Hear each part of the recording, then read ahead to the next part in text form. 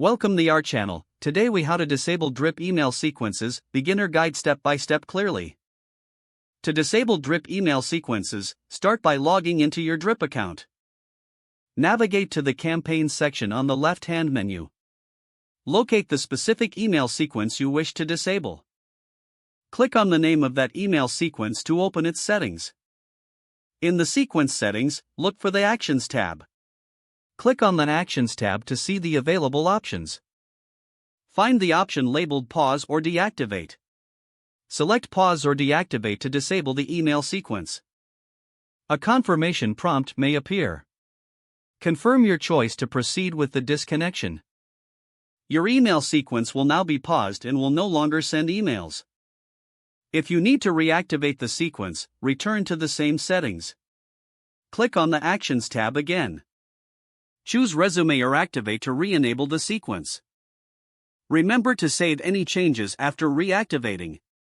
It's a straightforward process to manage your email sequences effectively. By following these steps, you can easily disable or reactivate your drip email sequences whenever necessary. If the page does not load, refresh the browser or try again in a private or incognito window. Make sure you are using the correct email address, then retype it carefully to avoid small typos.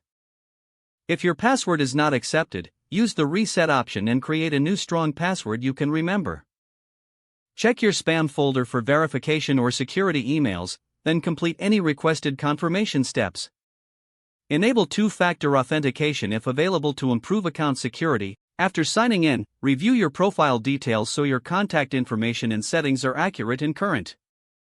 If you see an error message, note it down and try again after restarting your device and internet connection.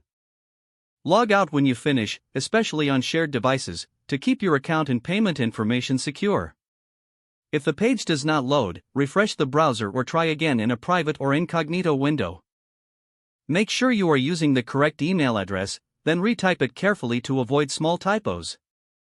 If your password is not accepted, use the reset option and create a new strong password you can remember. Check your spam folder for verification or security emails, then complete any requested confirmation steps. Don't forget to like this video and subscribe to our channel for more step-by-step tech guides.